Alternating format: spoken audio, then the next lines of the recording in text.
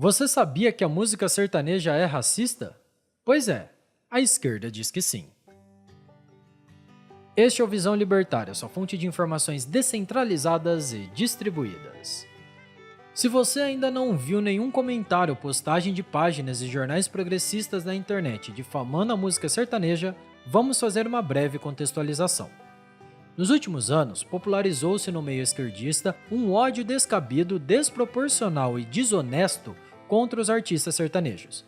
Foram feitas diversas acusações de racismo, não só contra os músicos, mas também contra a indústria como um todo. Por exemplo, o Vila Mix, famosa casa de eventos em São Paulo, já foi acusada algumas vezes de racismo pela mídia nos últimos anos. Em matéria veiculada pelo R7 em 2015, o espaço supostamente barrava a entrada de pessoas negras, feias e gordas. Algo contraditório para uma empresa que precisaria de público para obter maiores receitas. Independentemente do bom senso e da moralidade, mesmo se fosse verdade, essa conduta não feriria a ética libertária e o direito à propriedade. 2 anos depois, a TV Globo e o G1 divulgaram informações no mínimo contraditórias sobre a conduta do espaço. O título da matéria era: Gerente do Vila Mix questiona em mensagem entrada de negros. Quem liberou? No caso em questão, uma ex-recepcionista disse que a administração do Vila Mix orientava seus funcionários a seguir um certo perfil de pessoas que deveriam ser barradas, e uma dessas características era o fato da pessoa ser negra.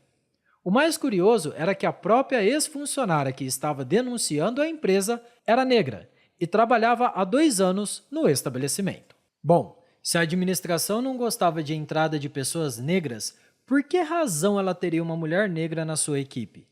Além disso, as acusações foram refutadas pela administração, que esclareceu que as únicas restrições diziam respeito ao vestuário, como a utilização de bermudas e sandálias. Foram utilizadas como provas as mensagens trocadas por WhatsApp entre a recepcionista e o gerente do estabelecimento. O mais curioso é que em nenhum momento da conversa foi feita uma menção sequer ao fato da pessoa que estava no local ser negra. Zero menções, absolutamente nada. Por mais que a acusação fosse completamente infundada, o Vila Mix foi condenado pela Justiça Estatal a pagar uma multa de R$60 mil à ex-funcionária que processou a empresa.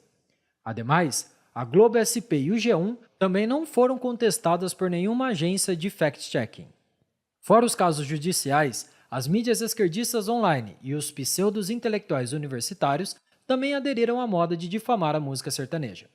No final de 2021, foi publicado no site Medium um texto chamado Pobre Moreno, que era grande, hoje é pequeno, por Marcos Queiroz, que inspirou esse artigo. O autor é um professor do Instituto Brasiliense de Ensino, Desenvolvimento e Pesquisa, conhecido pela sigla IDP, e membro do Centro de Estudos em Desigualdade e Discriminação da Universidade de Brasília. Também tem certa experiência na área do direito, e sua linha de pesquisa é voltada ao fenômeno do racismo na América Latina. Resumidamente, o texto propõe que a música sertaneja tem origem negríndia, ou não branca, de acordo com o vocabulário utilizado pelo autor. Ele cita o exemplo de artistas como João Pacífico e o casal Cascatinha e Inhana, que ficaram originalmente famosos na década de 1950. Antigamente, a música sertaneja era mais segmentada e consumida pela população rural, enquanto outros gêneros eram consumidos nos espaços urbanos, como o samba, a bossa nova e o rock. No entanto, o autor, cego pela luta de classes, insiste em dizer que a música sertaneja tornou-se popular somente após eliminar as pessoas negras de seu nicho, o que é logicamente falso. Não contente, Marcos Queiroz ainda demoniza o cantor Sérgio Reis, um dos maiores artistas do gênero e responsável pelas performances dos clássicos Menino da Porteira e Panela Velha. Com o intuito de desmerecer a produção artística do cantor, Marcos Queiroz enfatiza o fato de ele ser natural de São Paulo, branco e supostamente se parecer com um cowboy americano. Para o autor, Sérgio Reis foi o grande responsável pelo início da segregação dos negríndios na música sertaneja e também por exterminar as raízes do gênero, ao trazer guitarras, contrabaixos e metais. Com isso, chegamos ao ponto central do autor, que é tão patético quanto o restante do texto. A principal ideia proposta por Marcos Queiroz é a de que, para nacionalizar-se, o sertanejo teve que embranquecer. Segundo citação feita pelo autor, o sertanejo é antropofágico e ajuda a construir um Brasil que constantemente se transforma através da sua população. Bom, chega a ser ridículo o esforço e todos os malabarismos que esse pessoal tenta fazer para existir alguma possibilidade de se enxergar a luta de classes em qualquer coisa. Para refutar os pontos levantados no texto, é importante dividirmos cada uma das ideias trazidas pelo autor. A principal é a de que o sertanejo apenas pôde se transformar em uma música famosa nacionalmente por conta do seu suposto embranquecimento. É importante darmos o crédito ao autor por ter levantado esse questionamento, mas ressaltando que correlação não significa relação de causa e efeito. Sim, a música sertaneja é predominantemente branca, mas, para o desespero da esquerda, esse fenômeno não tem nada a ver com o racismo ou com a luta de classes. Inicialmente, a música sertaneja, assim como qualquer outro gênero musical da época, estava restrita à sua região de origem. Com isso, seus principais hits não eram muito tocados pelo país. A razão disso não é o preconceito, e sim a realidade. Por estar afastada dos principais centros urbanos, era consideravelmente mais difícil para um artista sertanejo conseguir ascender na mídia e ganhar fama nacional. Além disso, a limitação tecnológica da época impedia a maioria das pessoas de consumir músicas on demand. Com isso, a população deveria se contentar com aquilo que estava em evidência na época, independentemente dos seus gostos pessoais. A causa da música sertaneja não ser famosa nacionalmente não foi a sua composição étnica, e sim as redes de comunicações limitadas da época e a sua distância geográfica dos centros urbanos. Seguindo esse raciocínio, com o desenvolvimento tecnológico e dos canais de comunicação, a música sertaneja começou a chegar com mais força às diferentes regiões do Brasil, incluindo as mais brancas. Consequentemente, muitos artistas se beneficiaram desses avanços tecnológicos e, assim, ganharam fama nacional. Surgiu uma primavera de duplas sertanejas, como Leandro e Leonardo, João Paulo e Daniel, Chitãozinho e Chororó, Zezé de Camargo e Luciano e várias outras. O gênero estava em franca ascensão nas regiões rurais de São Paulo, Paraná e principalmente no centro-oeste brasileiro.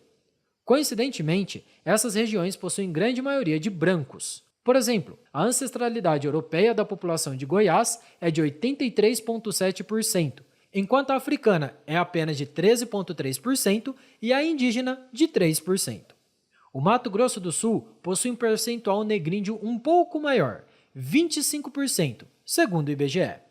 Outra tentativa de argumentação feita por Queiroz é a de que os elementos do rock, trazidas por Sérgio Reis e que foram adotadas pelos demais artistas sertanejos que o seguiram, estragaram a tradição sertaneja. No entanto, ele nem leva em consideração a possibilidade de terem sido justamente esses elementos que tornaram possível o crescimento desse gênero musical no Brasil. Em vez de assumir a lógica e a realidade dos fatos, o autor prefere lutar pela sua ideologia e defender que tudo é culpa do racismo estrutural. Para finalizarmos a refutação do texto, é fundamental ressaltarmos a composição étnica de outros gêneros musicais muito populares no Brasil, como o funk e o rap. Enquanto o sertanejo se popularizou no centro-oeste do Brasil, o rap brasileiro surgiu e cresceu nas periferias de São Paulo, onde há uma porcentagem maior de negros. Por outro lado, o funk ascendeu nas favelas cariocas, onde a população é bastante miscigenada, mas a maioria de negros.